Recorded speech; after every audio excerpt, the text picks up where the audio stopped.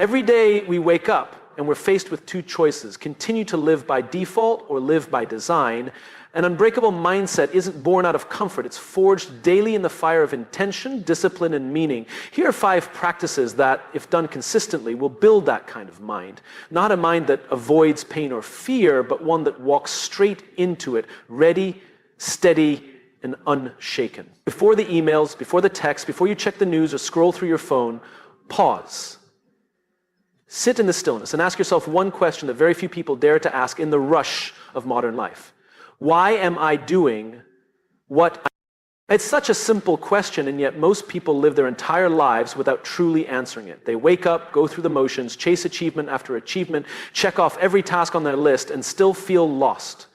That's because when we lead with tasks instead of purpose, we confuse movement with meaning. We end up busy but not fulfilled, active but not aligned. Starting your day with purpose means stepping back from the noise of what and reconnecting to the deeper why. It's the conscious decision to live by design rather than default. Because here's the hard truth. If you don't choose your direction, something or someone else will choose it for you.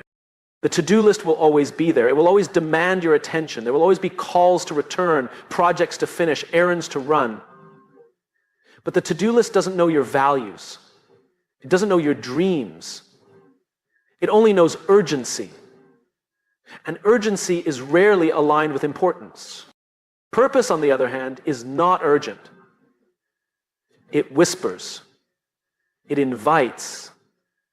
It asks us to look deeper, to move from reaction to intention. When you lead your day with purpose, you don't just check boxes. You make progress towards something that matters.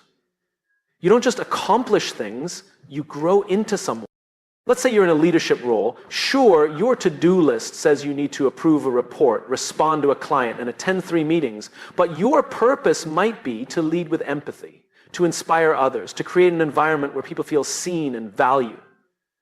If that purpose is your starting point, then everything on your list becomes an opportunity to express it. You're not just responding to a client, you're building trust. You're not just attending meetings, you're setting a tone. You're not just checking boxes, you're reinforcing a mission. Purpose shifts how we do what we do. It brings clarity to chaos. It turns tasks into tools. It turns pressure into progress. And when things get hard, as they inevitably do, purpose is what keeps you grounded. Because the truth is, motivation fades, passion fades, but purpose is deeper. It's the reason you get back up after failure. It's what keeps you moving when there's no applause. It's what keeps you steady when everything around you is uncertain. Now, that doesn't mean you ignore your task. It means you do them from a different place. You filter them through a lens of meaning. You ask yourself, does this move me closer to the life I want to live? Does this reflect the kind of person I want to become? If the answer is no, maybe it shouldn't be on your list in the first place. So tomorrow morning, when you wake up, don't reach for your phone. Don't dive straight into activity. Instead, take 5 quiet minutes. Close your eyes, breathe, and ask, why am I showing up today? What kind of impact do I want to make? Not just what do I want to finish. That small pause could change the entire trajectory of your day. Over time, it could change your life. Because when you begin with purpose, you don't just get more done, you become more of who you were meant to be. We've all felt it, that quick surge of anger when someone cuts us off in traffic, the sting of a careless comment, the rush of frustration when plans fall apart. These moments test us. And in those moments, what we do next defines not just the outcome of the situation, but the strength of our mindset. Emotional discipline isn't about pretending everything's fine. It's not about bottling things up or becoming numb. It's about learning how to respond rather than react. It's about developing the ability to pause in the space between stimulus and response and making a conscious choice rather than a conditioned one. Most people go through life on autopilot. Something upsets them and they lash out. Something scares them and they shut down. They become passengers in their own emotional lives, allowing external circumstances to dictate their internal state. But there is a better way. Emotional discipline starts with awareness. You can't manage what you don't notice. That means tuning in to your emotional signals without judgment. Anger, fear, frustration, sadness, these aren't the enemy. They're messengers. They're trying to tell you something. But when you let those emotions take the wheel, they often drive you off course. Take anger, for example. It's often a mask for hurt. When someone disrespects you, your immediate emotional response might be to defend or attack. But if you pause, if you take just a moment to breathe and ask yourself, what am I really feeling here? You might uncover something deeper. Maybe it's disappointment. Maybe it's a sense of not being valued. That moment of reflection is where discipline lives. And here's the thing. The stronger your vision, the more critical emotional discipline becomes. If you want to lead, to build, to create something meaningful, you will be tested. People will misunderstand you. Life will surprise you. Not everyone will support you. And in those moments, your ability to remain calm, composed, and clear-headed will determine whether you move forward or spiral. It's not about being passive. It's about being powerful in your calm. Emotionally disciplined people know when to speak and when to stay silent. They know when to hold their ground and when to walk away. They don't let temporary emotions ruin permanent relationships. They don't burn bridges just to feel powerful for a moment. Practicing emotional discipline doesn't require hours of meditation or years of therapy, though those can help. It begins in small choices. When someone annoys you, you choose to respond with curiosity instead of sarcasm. When you're disappointed, you give yourself permission to feel it without letting it poison your perspective. When you're stressed, you slow down instead of speeding up. Discipline means you no longer hand your peace of mind to the first person who pushes your buttons. You take ownership of your state. You lead yourself first. And only then are you qualified to lead others. One of the most powerful questions you can ask in emotionally charged moments is this: is what I'm about to say or do aligned with the person I'm trying to become? That question puts your emotions in service of your values. It reminds you that your reactions are not fixed, they're trainable. And every time you pause, breathe, and choose wisely, you're strengthening a muscle that very few people ever develop. You can't control what the world throws at you, but you can control how you hold it. You can meet chaos with clarity. You can meet insult with integrity. You can meet fear with courage.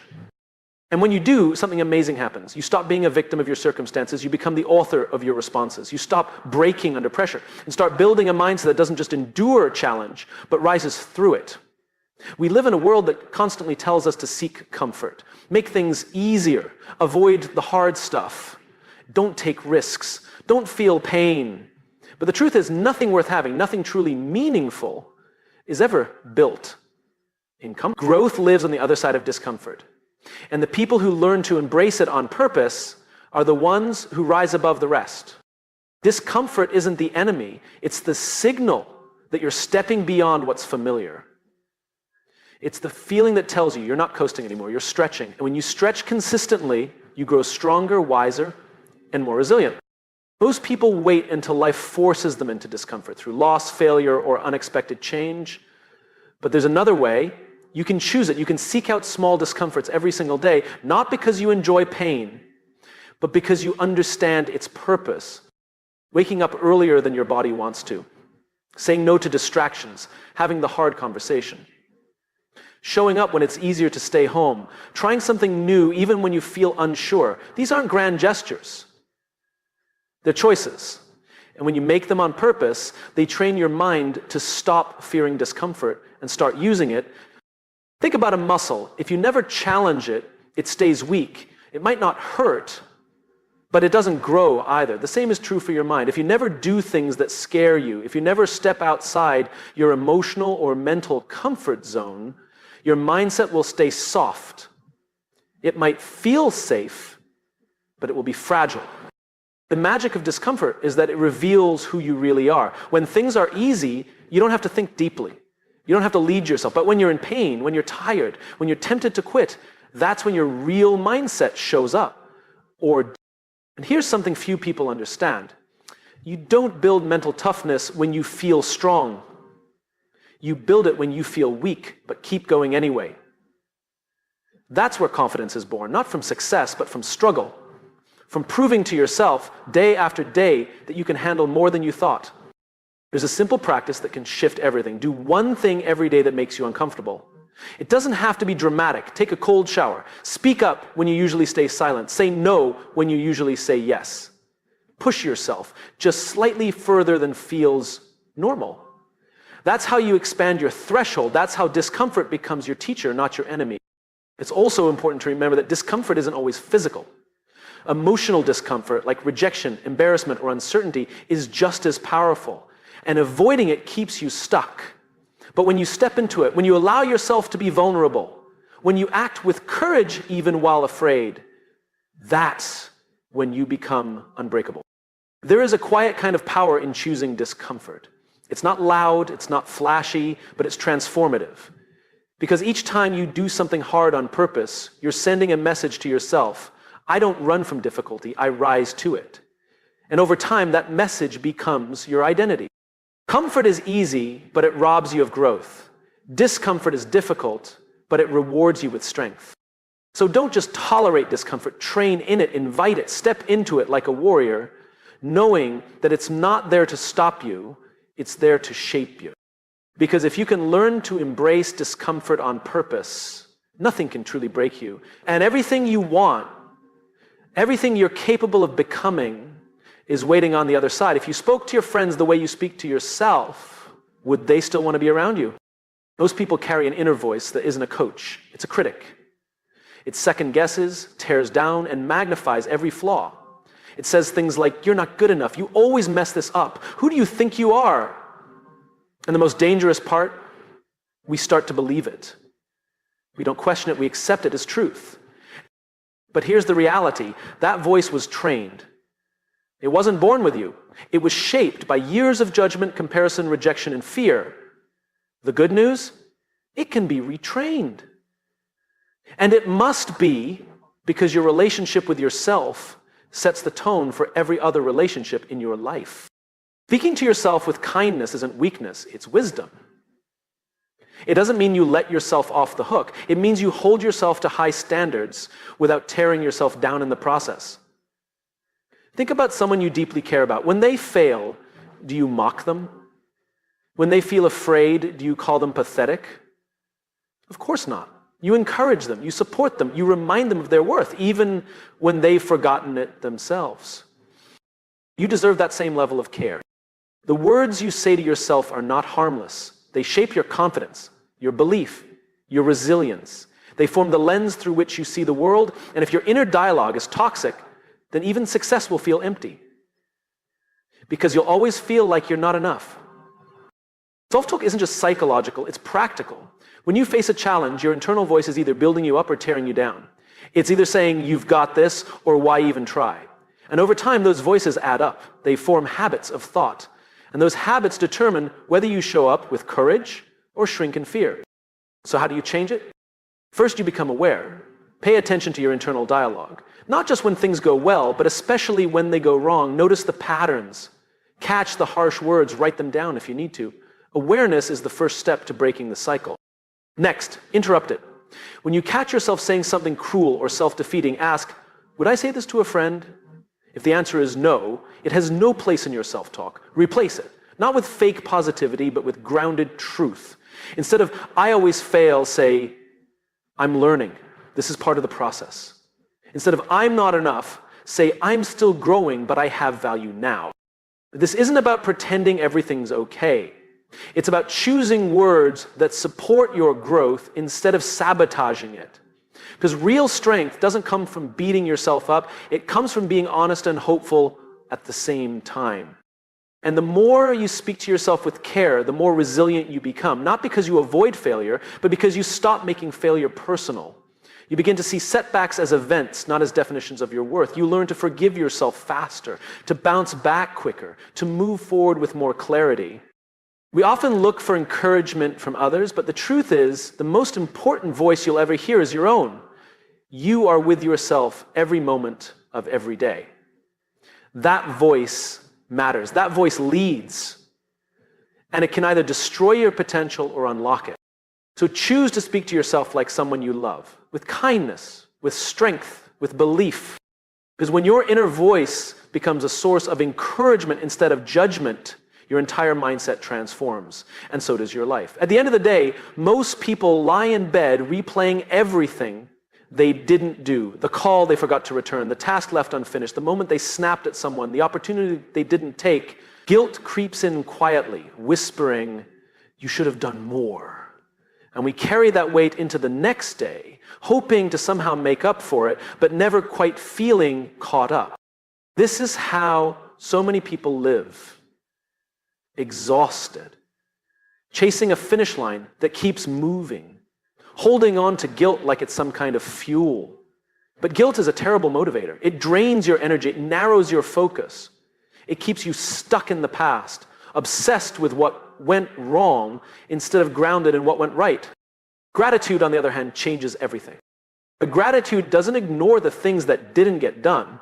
It simply doesn't let those things define your day. It shifts your attention from what's missing to what's meaningful. It invites you to acknowledge progress, not just perfection. You know, you might not have finished the entire list, but maybe you showed up anyway. Maybe you made someone feel heard. Maybe you got through a tough moment without breaking down. That matters, and gratitude allows you to see it. Ending your day with gratitude doesn't require a grand ritual. It can be as simple as writing down 3 things that went well: a small win, a kind word, a lesson learned.